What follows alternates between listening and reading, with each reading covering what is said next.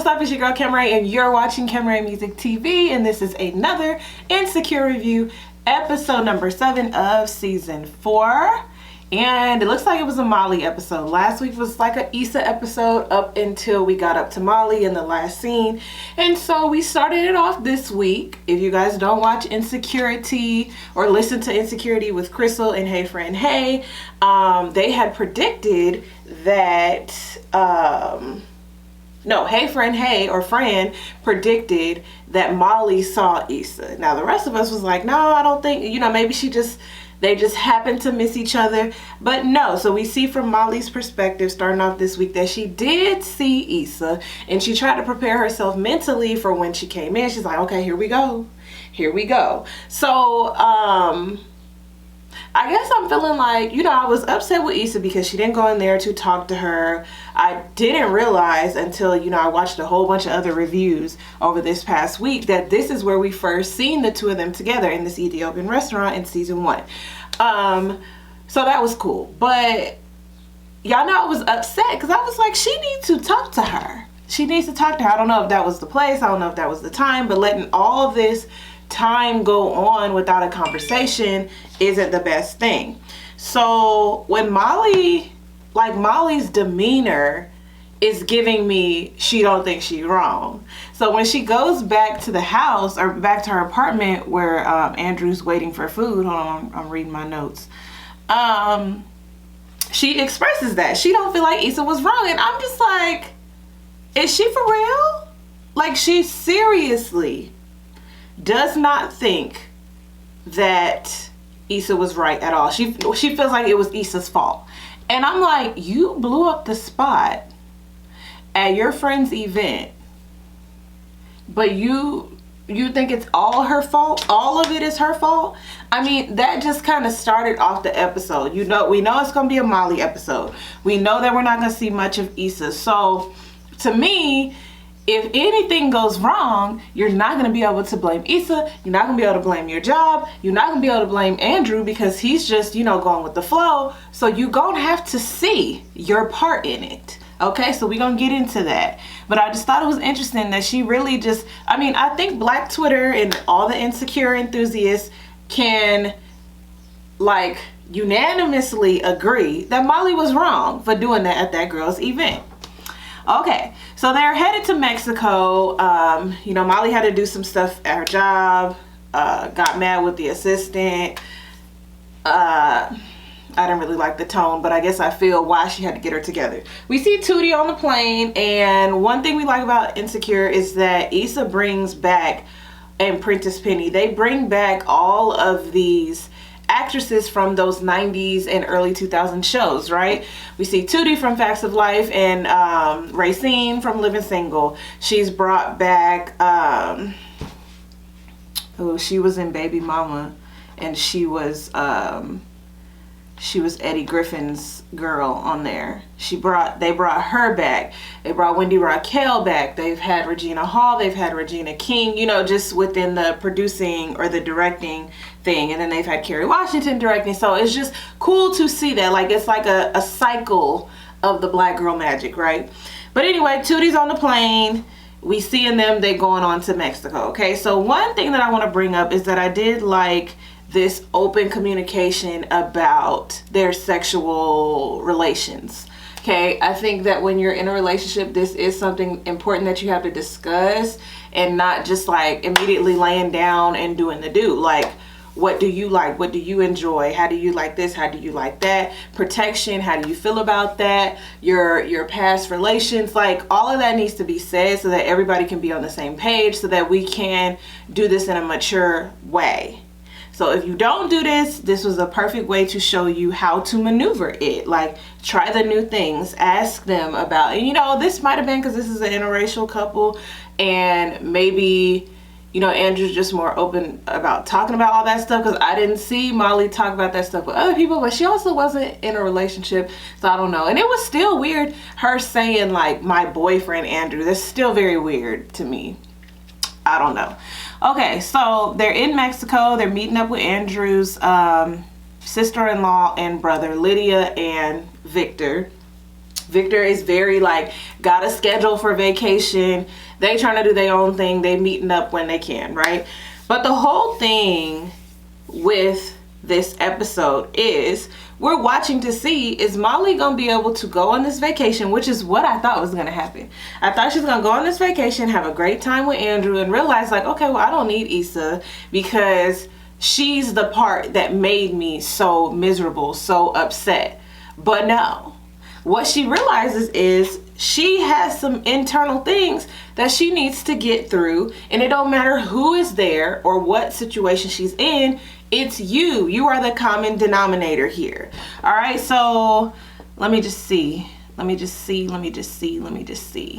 know they went zip lining. My husband asked me would I want to do that. Nah, not over the forest like that. But I was watching and I was like, man, like we cannot travel. And I'm not usually a person that likes to get on planes and cruises. Like I'd rather just drive as I've gotten older, because before I used to be like, yeah, I'm gonna go to this country and that country. But now that I'm older and stuff just be happening and freak accidents be happening, I'd be like, I would rather drive there. And if we gotta drive through them southern states, I would rather drive during the day because people are crazy, people are racist. You know, I'm just a very cautious person. But you gotta live your life. So they're zip lining. They've hiked this mountain. They've zip lined. They're in the pool. You know, they got all the drinks going on. They're just making us feel bad for being up in the house. It's just like, dang, like, I want to put on a bathing suit. I want to go to Mexico. I want to do the things, right? So we get to this part where they're chilling in the room and Nathan has been calling Andrew. He has these missed calls, right? And so he calls him back. You guys know that they're roommates. And what is this? Oh, it's a shadow. Okay. They, you know that they're roommates, and Nathan needs help with like the garage or something. But anyway, the point is we hear Issa in the background. Molly immediately gets an attitude. She's just like, wow, she's just going back to the same old stuff. You already seen how he is. And of course, Andrew got to step up for his friend. It's just like, you don't know the half. First of all, he's going through mental health stuff. And so this kind of leads into what I've been saying. Molly blocked Nathan from being able to come and speak to Issa. You know, Issa finds out, they get upset about it. Has Issa done that with any dude that Molly's been with? No. And she knew about Dro. And they had a common friend, right? And a mutual friend. And she still didn't say nothing. So I feel like Molly's whole dynamic with Issa is like, I gotta save her, like I'm better than her, or I got it more together than her. And so because she's always looked at it like that, she can't even see how judgmental she's being. And so Andrew's saying, you know, Nathan had mental health stuff going on. It was like really deep. And Molly's like, well, what kind of stuff? That's not your business. And that's like, you as a best friend, you know, first of all, in the Black community, we do not be encouraging men to just be like, oh, I got mental health stuff going on, even women. And so when he said that, there wasn't that much attention on it, because I feel like he told Issa. Y'all let me know down in the comments if y'all remember that he told Issa. I feel like he did. But a lot of us is just like, that's BS. Like you wasn't really going through nothing. But we've been like conditioned to be that way when it comes to the Black community. He was really dealing with some stuff. He got through it. Now he's better. And you know, Molly, you can see that Molly kind of feels a little bad because she knows that she judged him. She knows that she pushed him away from her friend because she thought it's what was best. She judged the whole situation with Lawrence and Issa. She don't even know what they was talking about. It's just like all this judgment going on, and you could just not do that. Like, what are you doing? Why are you doing that, right? So Andrew's kind of clearing the air, and I'm starting to notice the pattern with Andrew where at first he was able to articulate like, well, actually he wasn't going to articulate. First he was, remember when she was working a lot, when Molly was working a lot, he had just made other plans. Okay, he came over, he fell asleep while she was working all night. You know, he woke up and still like hung out with her, did the do. He did not complain about her having to work all night, right? Then the next time they went on a date, he made plans for afterwards because he's thinking she's gonna have to work. He did not bring up the issue. He just, you know, pivoted, straightened up, and then flew to whatever route that he needed to go with. So one thing I've noticed about Andrew is like he don't deal with problems. He don't deal with dissension. You know, he got that stuff going on with his sister. He just choose not to let it be a part of his daily thing because it's just too much. It takes too much energy, right? So I feel like in this relationship, because even when, you know, they had the talk about Molly working too much, she brought that up. She initiated that conversation. So I feel like he's not a disturbing the peace kind of guy. But with Molly, if you don't tell her that what she's doing is wrong, she gonna do it again, and she's really gonna feel even more empowered, right? So let's get to this pool thing. So they're down in the pool, and there were a lot of different views on this, and I'm gonna just share with y'all my view, and then we're gonna explore both sides. Then I'm gonna tell you what I would do, Kema would do, and then I'm gonna ask you what y'all would do, okay? So they're down in the pool. It's Lydia, Andrew, and Molly. Okay, they're talking about the sister whose name is Fiona, and I always just think of Shrek. But they're talking about Fiona being in Seattle, getting herself together, and Lydia somebody splashes water in her eye. Molly's like, oh, let me go get you a towel. So she goes to like a little cabana looking thing, and it's where you get the towels from, right? And as she's walking up, this white couple, or just not black couple, because I don't even know that they were white, which is another thing. Y'all, my eye. Which is another thing, like when people call anybody who ain't black white, that's annoying. Like there's way more cultures in the world. Anyway, so it's Molly's turn to get these towels, and the lady asks for her key card to get the towels.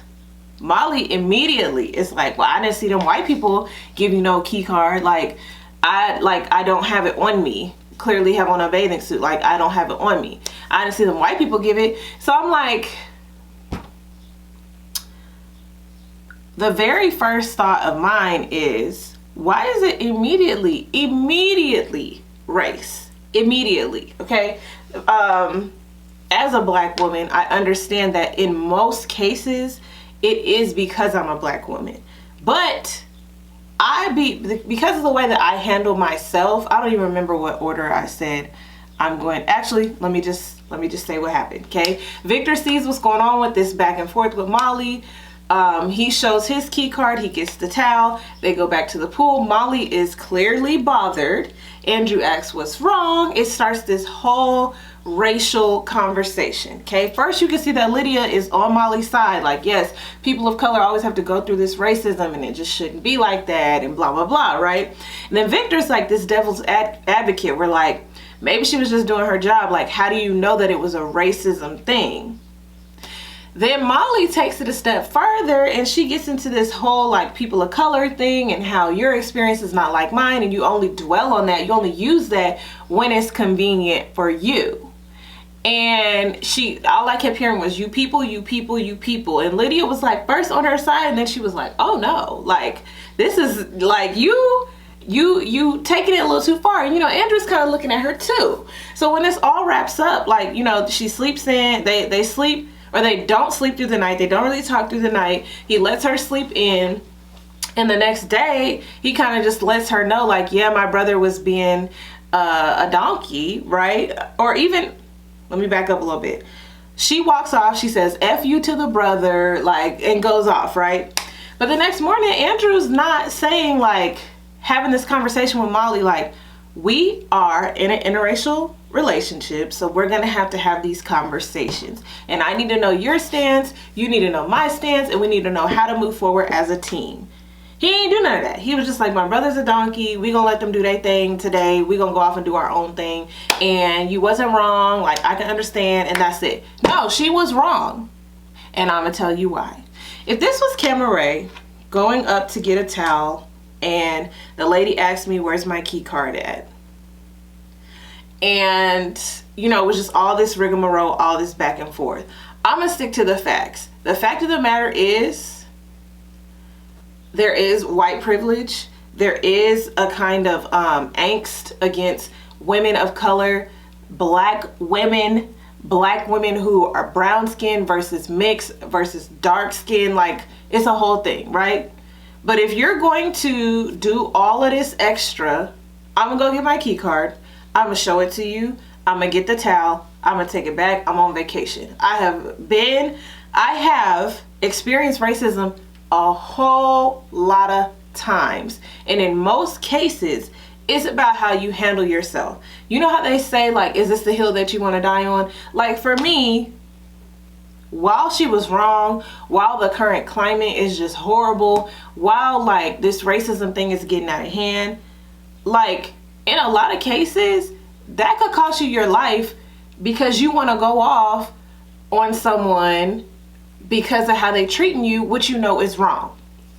Okay, that's on one hand. So for me, I'm gonna go back and get my key card. I'm gonna show them. I'm gonna get the towel. I'm gonna come back, give it to her. I'm letting it go. I'm not dwelling on it because at this point, I'm 30 years old. I've dealt with lots of racism in my life. While I don't like it, I understand it's what's going on. I'm gonna work to change it. I'm a lawyer. I'm doing the dog. I don't have any kids. You know, I'm thriving. So I'm working. I'm part of the reason why this stereotype, this thing is changing. But this is an example that is still out there. I still gotta protect myself, right? Molly did not do that. Okay, so while I feel her, like we did not see this white couple not show their card and get these towels, right? But I feel like as black people, sometimes we so quick jump to it's because I'm black. It's because I'm black. And then it's just all this like aggression that be coming. And it's like, I think what they was first trying to tell her, Lydia and Andrew, was just like, you know, we deal with it and we just kind of move on. We just kind of get through it. And Molly's whole thing was like, I'm like, are you going to get on a hill every time though? Every time. It's one thing if, you know, this happens and it was your first time experiencing this, or like it really hurt you what went down, and then, you know, you're able to have a conversation, but you like immediately turn your anger from that onto Victor because he's playing devil's advocate. And that's another thing. I don't like how when people disagree with a point, or if they have a point, like if you're trying to prove something and you want people to get on your side or understand what you're saying, you got to take like all that emotion out of it. You got to take out the you people, because ain't nobody hearing you after that. So for her to be like immediately compare who these Asian people, they didn't do nothing to you. So I mean, she just took a conversation that's like a global thing that's like currently going down. We all dealing with it. It's a huge mess, and like immediately pointed it out at these three and Victor, who's playing this devil's advocate. And I'm just like, you're projecting. You're projecting. So let me just read my notes. Okay. I feel like Molly felt bad because she ended up calling her therapist later on and was like, I have a problem with letting things go. Where this could have like gone differently, soon as Victor came and showed the card and got the towel, she could have got back in the pool and just laughed it off and been like, you know, it's always gonna be racism out here. I appreciate you having my back. As people of color, we gotta stick together. That's it. Okay. Now, if Victor would have came back with the devil's advocate, she was just doing her job. You got to know how to handle yourself a little bit better. To be on this hill in the middle of the pool with some people that you just met, like, it's just a time and a place. If we're having a mixer, or if we're having like a dinner party and everybody's talking about politics and race relations, like, yeah, let's do it. But when you get back to the room, you need to have a conversation with Andrew, or at least when y'all get, you know, back in the morning over brunch, and be like, you know, what's your stand? Everything don't have to be so angry. Like that towel situation, to me, I'm just like, this can't be her first time dealing with racism. It can't be. So why are you so triggered every time? Like, I get it. Like, being black in America is just the scariest thing. It seriously is. But like I said, a lot of these situations depend on how we react. And who was that was saying, I would not give that? I think it was Fran. I don't give people all of that. Like, they want to be racist, they want to be nasty, they want to be evil. Like, I serve a God. Like, you gonna get yours back. I'm not about to waste my energy giving you that same energy that's only going to make me feel bad about myself. You have something that you dislike about self, that's something that's insecure in you, whether you're afraid of another culture, whether you're, you know, like all of that stems from fear and not understanding. That don't have nothing to do with me. That's all you. I can only, you know, I can only do what I'm gonna do. I couldn't think of a better way to say it. But the whole situation just made me upset, because it's like, you know, Molly, you being like the black voice in this situation, you could have just, you know, he's clearly being a donkey. My conversation would have just been like, listen, this kind of stuff happens to black people all the time. I don't know your experience, but that's why it's so triggering for me. It's like, I know she didn't give the same energy to them, and this is the stuff that we always have to deal with. And you would think coming to Mexico it wouldn't be all that, but it is. You know, I'm not gonna trip on it. Let me get a pina colada. Let me get something, because we on vacation. But I am gonna say, like, I appreciate that. I appreciate you showing your card. You know, even if she was doing her job,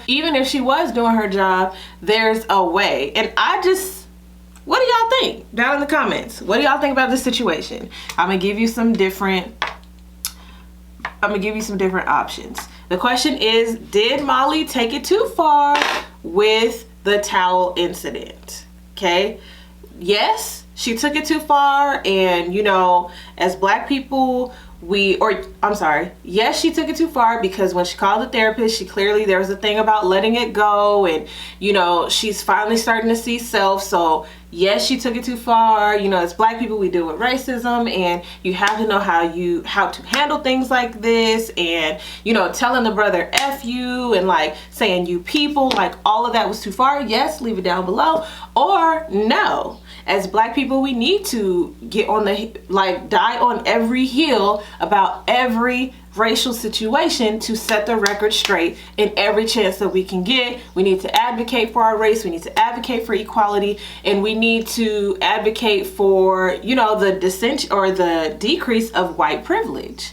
What do you think? While I can see both sides, just me, Cameray, I know in that situation, I would have went and got my key card, or I would have went and said, hey, throw me a key card, and that would have been what it was. Because to me, you're not ever going to get me for not following the rules. Now, if I had shown my key card and you acted a mess saying like, oh, you can't stay here, like, did you steal this key card? That's another thing.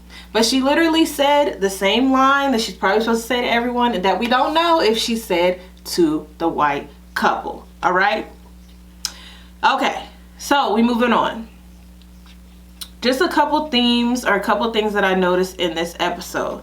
We have that thing, you know, is this the hill that you want to die on? And then we have conversations that interracial couples need to have. Like, obviously, we're all people of color, but your experience is not the same as mine. You know, you're Asian American, you have a different experience. They're speaking a different language. You know, you see Molly be like, I'm standing here, speak English. Like, that's a whole nother thing too. Like, there needs to be conversations. And I don't think, have I ever dated out my race? No. No. I think my stepdad is Mexican, but I think that if you don't have these conversations, like, there's a lot of room for miscommunication. There's a lot of room for passive aggressiveness, and it can end up in a blow up that just don't need to happen. This whiteboard has been in the shot the whole time. Y'all, that's my whiteboard. Anyway, there's a lot of room for all of that if you don't have this conversation, right? So yeah, let me see, anything else? There has to be, this is besides the point, but there has to be like a way that you can argue effectively or have like effective communication about a disagreement or about two different stances on a topic. And I feel like sometimes as black people, because we are so enraged with slavery and racism and Jim Crow laws and segregation and you know, how they treated our president when he was in office, and, you know, all these senseless killings and police brutality. Like, there's a lot of rage behind us when we, you know, get treated unfairly in a towel line. So, you know, when it comes down to articulating our point on something, we kind of be like, excuse me for being angry. Like Brittany Cooper's book, Eloquent Rage, like there is a rage that comes with being black. But I think that people are not ever gonna see that if you don't take the rage out of it, because while there's rage, it can be eloquent, it can be passionate. You can deliver a passionate enough speech, a passionate enough, you know, point to where people feel where you're coming from, but you're not angry, you people, F you. Like that, you're not ever gonna get your point across, at least not to me, because if it was a Mexican person or even Native American person who is well within their rights to go off about the way that they're treated in America, or the way in history, the way that they were treated in America, it's like, while I feel you, if you be like, you people this and you people that and my people this, like, I'm not gonna feel you. As a matter of fact, I'm going to have like more disdain for you, because you're assuming that I feel a way when you've known me all of 48 hours. So let me know down below what you think about this episode. Molly did see Lawrence. She was acting awkward towards him. I did get the Full House line right away. I don't know how people didn't get that, but what do you think? We know that Lawrence is meeting up with Issa next week. We know that she's like a little dressed up. Are they trying this out again? Is she just kicking it with Nathan? Are they getting back together?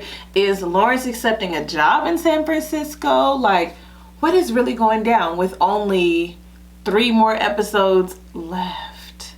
I'm Camry. This is Camry Music TV. If you have not already, make sure you subscribe down below to my channel, and make sure you leave those comments down below so we can get into discussion. I want to know what you think about Molly and her come to Jesus moment about how she need to let it go. What do you think about Andrew? Do you think that he's passive in this relationship? Do you think that he's just like a chill dude and he don't be like messing with like problems like that? Or do you think like he need to say something more so that Molly can see, you know, what's going down? Because it even seems like he didn't feel like Issa was wrong, because when Molly said that, he was just like, oh yeah, like, tell your girl.